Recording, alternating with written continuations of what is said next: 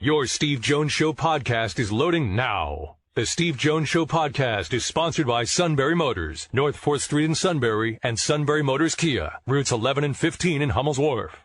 It's a tradition unlike any other. Tuesdays with Neal. Hello, Neal. Tuesdays with Neal. We gotta market that. We need some T-shirts. Absolutely. No, T-shirts, the whole deal. It'd be great. It'll just be the Tuesdays with Neal on the front. The back will just be whatever 5-minute diatribe I just led you down that had nothing to do with the questions asked. In fact, we'll have a picture of a rabbit hole. There it is. There's my new logo for whatever company I create. I had never heard of. Now, obviously, we've talked about the Wonderlic test for years, and I know they don't use it anymore. But I had never heard of the S2 test until this week. Had you? I had. I am not familiar with like the components of it or anything, but I knew they had looked to kind of modernize the Wonderlic test and make it more fluid and more decision-based. Beyond that, the specifics of how it was put together, what they're really looking for, is well beyond my pay grade. But it seems more in line with probably what they need. Where the Wonderlic was kind of a problem-solving thing, this is really more decision-based. How quickly their mind is working from one thing to another. I think there's a lot of utility for that within the game of football. Now, we'll caution everybody to know that there is no golden gun with any of this. There's no one thing that does everything. All of these are tools that they use to round out their evaluation. I don't think there's anybody that says this guy scored 98th percentile to this, but he's a terrible football player. Let's draft him because he's really smart. I don't think that they do that. But it does help give them a sense of how they're playing the way they're playing, how they're being coached. Think of it like this. If they're excellent problem solvers, if they can adapt to this and you have cognitive evidence to show that, if they play in a scheme that isn't yours, you might view that as empirical evidence that they have a higher propensity to learn this a little bit quicker. It just might give them more of a sense of who they are as a player in ways that you can't just kind of ask and figure out. So I like the sound of it from the very little that I know of it. But as usual, what it ends up turning into is a competition. Who at the top, who at the lowest? Who can we shame in social media for this? Who are we going to grossly overpraise because of it? It's not really the real function of what they're using it for. But, I guess, Brock Purdy comes in, plays, reasonably well in a couple games. He had the highest in this last year. The company's stock is going to split next month. We know that's coming. Right. Yeah, because what's interesting about sports jobs are very much like our jobs. For example, in our job, we can give them a resume, we can give them references, and so forth. But there's a body of work out there that either with you they can read or hear, with me they can hear, and they can make their judgment subjectively as to which direction they want to go in. Most people, they go to the office, okay, I'm going to go and apply for a job over Purdy Insurance, and here's my resume, here are my references, and so forth, but they don't have a camera on you. When it comes to football, it's like us. They've got miles and miles of video to show whether you can make decisions or not. Yeah, I think you might make this argument as well. I think, for example, this might be a little rabbit hole-ish, but within the Twin Cities area, the local commission in charge of this was trying to find a different way to name the two airport terminals that are here. There was they used to be called Lindbergh, and I forget what the other one was, reason why they renamed it. they hired a commission to study this and come up with recommendations for the names. This commission allegedly cost somewhere in the ballpark of like $1.5 million. Their conclusion was naming them Terminal A and Terminal B. Yes, I know. Yeah. Now, I know. It obviously seems silly that that's what you're going to want to do. That's, they spent all this money on it, but when you're that big, have that money available, there comes with it an expectation that you're going to spend it to ensure whatever it is. You put a lot of money behind this. You're supporting this decision. This is their reasoning. There's a lot of things that go into that. It's not as simple as, get the creative team together and come up with something. It's more addressing a bunch of issues that come with that, knowing what the demographics are like, providing sound reasoning for doing what you're doing. That stuff costs money, and you can't just hire two people off the street to come up with names and expect people to react positively to that. Not to suggest that spending $1.5 million on A and B is going to be met all that favorably either. But if it's coming up from Joe Sweatsock and his buddy Hal, you might have a harder time selling it. So I think to some degree there is some validity in spending with enormous financial resources that they have, spending to unturn everything that they can, to have the most data available. I think your results will vary from team to team, not only in the validity of the information, but how much they really even want to use it. There might be teams that get it because they all contribute to it. The league is the one that's funding it. They all get the results, but they don't care at all. And some teams might live and die by it. It's going to totally depend. Yeah. But the idea of putting it together, I think, does make a lot of sense because, simply put, they can. So they probably should to some degree. It's you have the resources to do it. You don't want to scrimp on this. This is the single most important part of your franchise. You need to select talent, and you have to hit consistently on every player that you can, and the odds of that are very, very much against you. So get as much information you can to make the best guess that you can. That's really what this is about. Yeah, and look, and that's what it comes down to. It's what your personal taste is. There's going to be some team out there that loves Anthony Richardson, and they don't think as highly as Stroud because, again, let's get to the subjective part. It's just what your opinion and what your feeling happens to be about somebody. Yep. If you value traits, you know who you're going to go with in that situation. Yeah. If you evaluate the player based on what he is playing like today instead of who he's going to be maybe, the choice is clear. But you're exactly right. Whoever drafts those two players, the general manager is going to be very happy that they drafted them. We know that we're going to hear that after it. All right. Exactly. That's exactly what they're going to tell everybody. Overall in this draft, everybody, of course, will concentrate on round one. I got it. But this is a 7-round draft, and a lot of really good players come out in those 7 rounds that help teams. The Steelers, in the overall draft profile, in the end, when they're done with 7 rounds, positionally, what do you think they have to take? For me, and it's interesting because I've always considered Mike Tomlin to be maybe the best podium coach in the NFL as far as getting a message across that seems like it has value, and it has absolutely none. He'll refute this for reasons that make me laugh, but they have a glaring hole at left tackle, and there's no way objectively you can tell me that they don't. They're going to draft a tackle. And along with that, call this 1A and 1B. I'm not even sure what comes first. They only have one cornerback signed next year. That's Patrick Peterson, and he's going to be 35, due $8 million. Odds are not very good. They want Patrick Peterson on the team next year.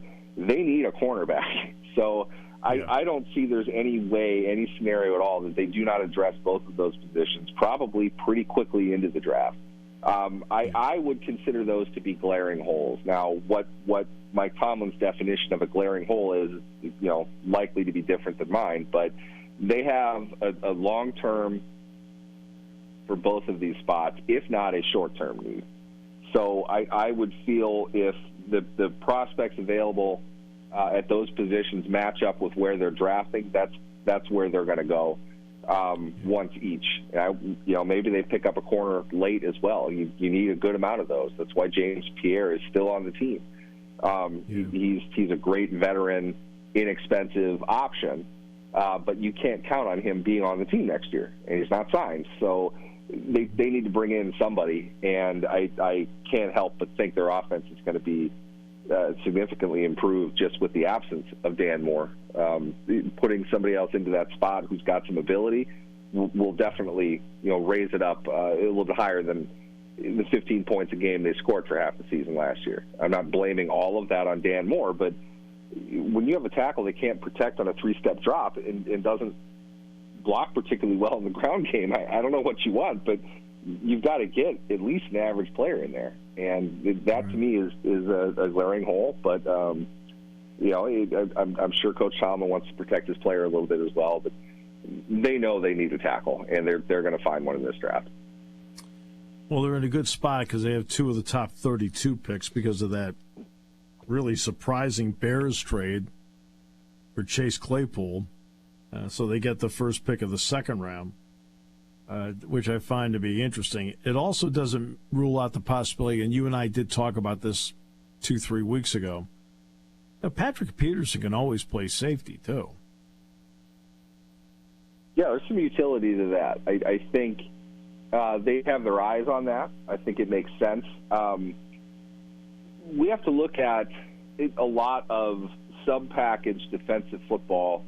Yes. Having at least one sort of positionless player. And when I say positionless, I don't mean that literally. But Patrick Peterson, if you want to call him a cornerback, you can. Where is he lining up? How is he filling on the field? What is he? What are his checks? What are his responsibilities? That should be more indicative of what position he's playing, as opposed to what the media guide says that he plays. He doesn't have to be an outside cornerback playing straight up man and mirroring a guy all over the field. He can be a cornerback is one of the more misleading names in sports now for what they're doing. You have a slot cornerback, which by definition is contradictory. He's not on the corner. He's literally inside of the corner. That's his job. That is the type of role Patrick Peterson can play. Now, imagine that, but he's off the ball 12 yards. Technically, he's a safety, right? But what if he has man responsibilities? That indicates more that he is a cornerback. And really, neither of those descriptions fit anymore with a lot of what NFL teams are doing defensively in the sub-package era. So, yes, you can drop him back and alleviate the short space stuff, which I'll be honest, I have some concerns with for him. I don't think he's great at flipping his hips, running straight downfield without help. But you also have, one of the best free safeties in the game playing center field over the top of that. He doesn't have to be in the guy's pocket. They got him over the top.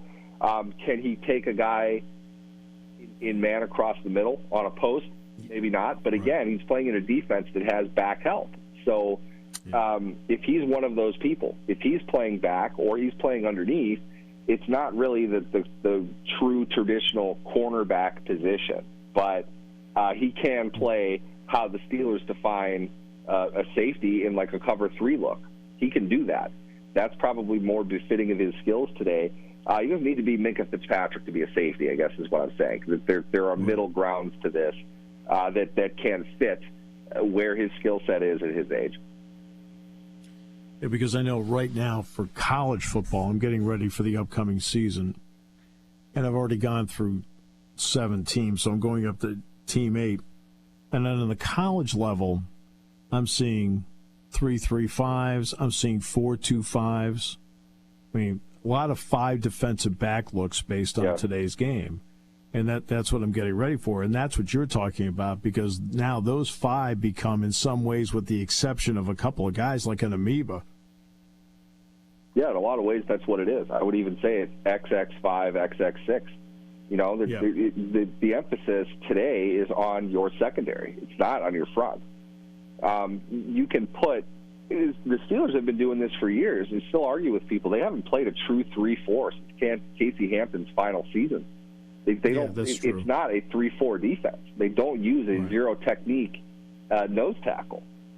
There are situations in which they will, but that's not the definitive characteristic of their defense. In fact, the only thing that's consistent is really they pretty much, short of short yardage situations, they pretty much have 5 or 6 defensive backs on the field.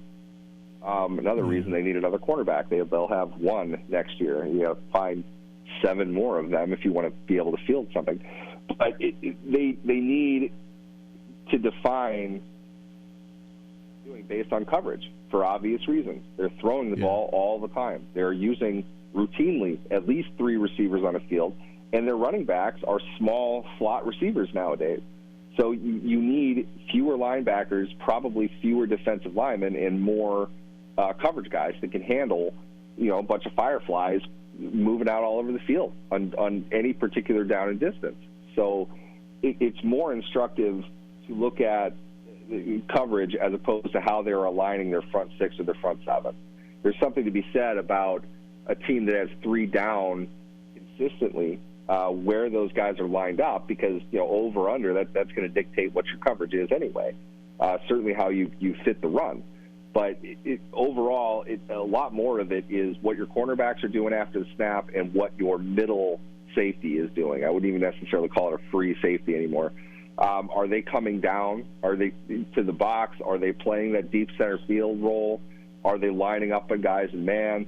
That's more indicative of how a defense is looking to challenge an offense, as opposed to really, where the way it used to be, where your nose tackle is, where your buck linebacker is, because there isn't a fullback, and the formations are much more balanced than they were traditionally 25 years ago. So a lot more to watch within a secondary now, as opposed to what we're used to seeing with that kind of alpha middle linebacker dictating everything. 30 seconds or less. Should the NFL draft be declared a national holiday with time off? I would. You're thinking. There's a reason. Yes, I feel that it should be. What we get into, though, is that in my world, who's going to write about it? That's sort of why it's like the more we go, the more we have to continue to go, and it kind of gets to a collapsing point. Usually, I'm borderline angry come Sunday night. You're tired of all of it, but it's a great time. I love this time of year. I'm looking forward to it. This is a great week for me. It's a great week for all of us. We enjoy it. I mean, that's. It's amazing how just the simple process of handing a card with a name on it is really cool. I remember it wasn't that long ago that this was, you had rounds 1 through 3 in the primetime slot or whatever it was, but that isn't all that far removed, and they did basically the whole thing the same day. I mean, that was a real test of endurance. Yeah. If you were a fan, you knew who your team took in the 7th round. You didn't have to wait for the newspaper the next day. You stayed up and watched the whole thing. 14 hours of draft content. Oh, I'm a strange person. It is, but that's what we did. That's what we did. We watched all of it and enjoyed it. And when ESPN, I think it was Chet Simmons was the head of ESPN at the time, and he went to Pete Rozelle and said, "Would like to televise it." And I guess Rozelle looked at him and, "You want to do what?" He said, "All we're doing is picking guys." And you can tell right away from those early ones, they're not used to the microphones. They're awkward and weird, but it's basically like a commodities exchange. They're not just. We don't get why this is interesting. Why do you guys care so much? And they've got the section in the back of the fans, usually the Jets fans, the really geeky looking guys all done up, and they're just screaming about everything, yelling because they did the work. They had to go out. They couldn't even buy these magazines. They had to write them themselves. So they've been taking notes all season on all these people, and it's just fascinating how much it's grown. I get a big kick out of that. Oh my goodness, it's unbelievable. But the NFL looked at it. What are you, nuts? What are you doing? Is handing cards? And they used to have those helmet phones. Oh, yeah. Yep. Who didn't want Every one of those? table had one, and you could buy the replica on the table. Oh, it was so awesome. What a great idea. You know what? Sell those now. A cell phone version of it with that as your charger, that'll sell. Yeah, Retro no doubt. thing. I would buy that. I invite you back, by the way, for another edition of Tuesdays with Neal next Tuesday. Absolutely. Tuesday's the best day. Thanks, my friend. Thank you. You guys have a good one.